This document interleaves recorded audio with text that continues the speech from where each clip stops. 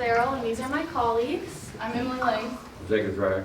I'm Danika Muller. I'm Elizabeth White. I'm Peyton Hope. And we had the opportunity to join our advisor, Dr. Bopp, this semester. So today, y'all will be our participants for the two-back task. You're going to be using your hands to answer. So your right hand indicates a target, meaning the word that's on the screen currently matches the word two-back. Your left hand indicates the non-target, meaning the word currently on the screen does not match the words two-back. So for example, if you see cat, cat has nothing to compare it to two words back, so you're going to hit your left hand and use it as a non-target. If you see dog, dog still has nothing to compare it to two words back, so you're going to use your left hand indicating a non-target. If you see cat, cat matches two back, so you're going to use your right hand indicating a target. So we're going to do the trial and get your hands ready, and it's going to go by quick.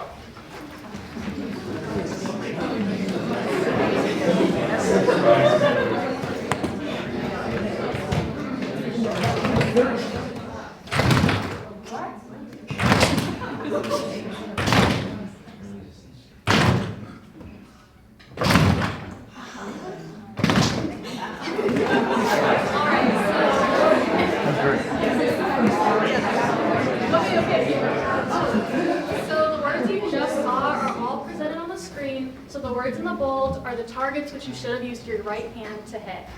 So the non-bolded words are the non-targets and you should have used your left hand.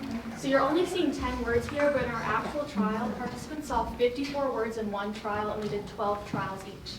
And we're going to do one more round, so get your hands ready again.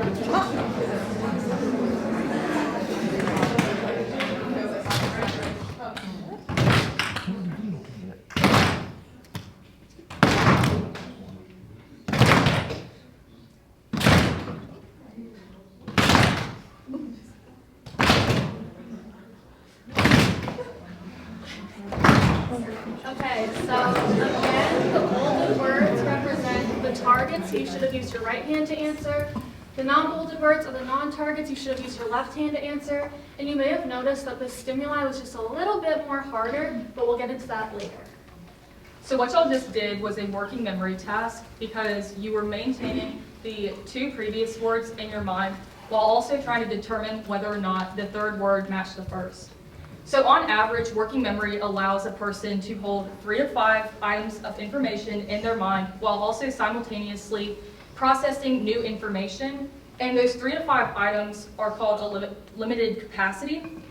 So any information that a person may need immediately for a task that they might be doing at the time can be held in their focus of attention, which is a component in Cohen's model, which is shown on the right. Before Cohen's model was created, Badley and Hitch created the very first working memory model shown on the left, and they divided the verbal and visual systems. And by looking at these two diagrams, you can see that these theories suggest that not even researchers really agree on what components go into working memory, but they do agree that there is a limited capacity, although they might not agree on how much information can be held in that limited capacity. Studies suggest that working memory is basically performs where older adults typically tend to perform worse than younger adults. Researchers don't necessarily agree on why this happens. It is suggested that older adults utilize their semantic memory or knowledge to perform accurately on working memory tasks, while younger adults typically use their faster processing skills to perform better on working memory tasks. So previous MBAC studies have never used words. They typically use symbols, letters, various things like that. We are one of the first studies to use words in working memory tasks.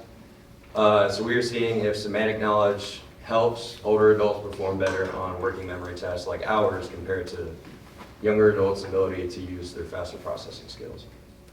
So each person has a network of information that helps connect words, as seen on the left. However, with pseudo words, people have no knowledge to help them on such tasks, as seen on the right. The second list that y'all saw earlier was pseudo words, and as you might have noticed, as Grace said, it was more difficult to complete that compared to the first list. Based on previous evidence and research studies about long-term memory, we expect to find that semantic knowledge will influence working memory. We also expect to find that older adults, since they have a greater semantic network or knowledge of words, that they will perform better on related tasks. So as you can see, there's a lot of different types of words, and the words on the screen are some of the stimuli we used, and we were looking at whether the condition of the word would possibly affect working memory performance. So some of the conditions we used were concrete words, which you can easily visualize in your head, like the word beach. You can picture that right now. Whereas non-concrete words are a little harder to visualize, and they can vary between interpretation between individual to individual. Then we have high-frequency words, which have more knowledge behind them, more connections, and you use them more frequently in your daily language. You have low-frequency words, which have less connections, less potential knowledge, and you don't use them as often in your speaking every day. And finally, we have pseudo words, which have no connections, no knowledge behind them, and no frequency, and we each made these words up by ourselves. And finally, we were looking at our semantic knowledge hypothesis, so looking at what condition could possibly affect working memory performance, and would knowing these words have any effect on our performance on the NBAT test. So we were also looking at the age differences in working memory performance. So we tested older adults, and by that we mean anyone who was 65 and older. Particularly in the study, we did older adults 65 to 79. We tested 26 older adults from 4 diverse locations around Spartanburg. And then we also tested younger adults, and they were all Wofford College undergraduates. We tested a total of 54 of them, but we did remove participants for low performance, incomplete tests, or if they had ADHD, leaving us with 17 older adults and 41 younger adults that are going to be in the next data analysis. In our findings, we analyzed accuracy and response time. So accuracy is the portion of correct responses to the target trials, also called hits. In this analysis, word condition was significant, meaning that the real words of the concrete and non-concrete trials were responded to more accurately by participants than the pseudo words.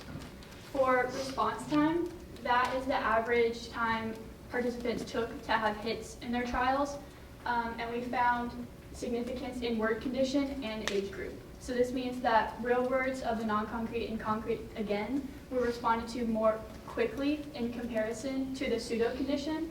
And then also, as you can see, the older adults took significantly longer to respond overall, 3 word conditions, than the younger adults.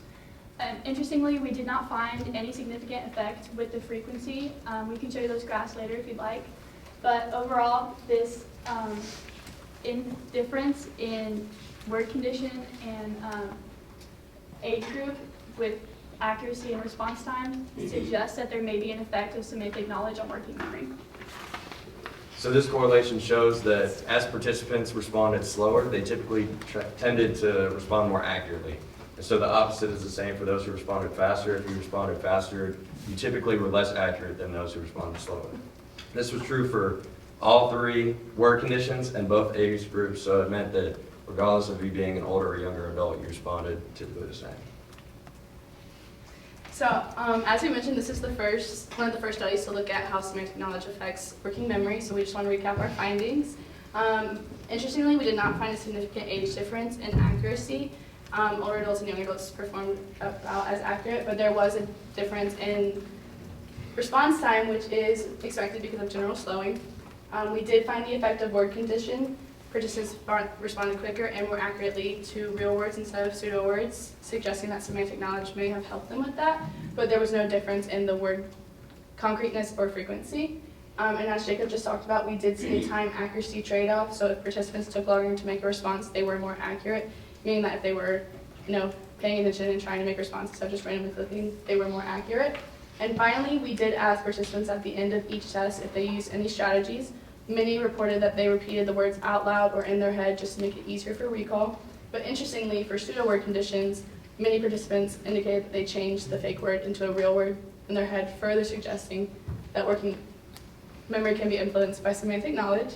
But overall, we just want to hit on the point that this is one of the first studies, and it's a very significant finding to see that working memory can be affected by semantic knowledge.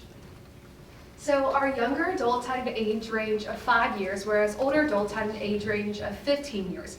Ideally, these age ranges would have been equal, however, it's not feasible given our resources. Also, younger adults are all current students at Wofford College, whereas older adults have a wide range of education, with some receiving a high school diploma and others a doctoral degree. Another interesting finding, possibly due to the timing of our in-back, is that older adults had either ceiling or floor performance, meaning many of them either could or could not complete the in-back task, and there are not many individuals who laid in between those. So to deter those observations, there's a lot of things you can change about the MBAC itself. One example being that you can change it to a 3-back. This would increase the difficulty of the task itself and hopefully promote more individualization between the groups to see more differences there.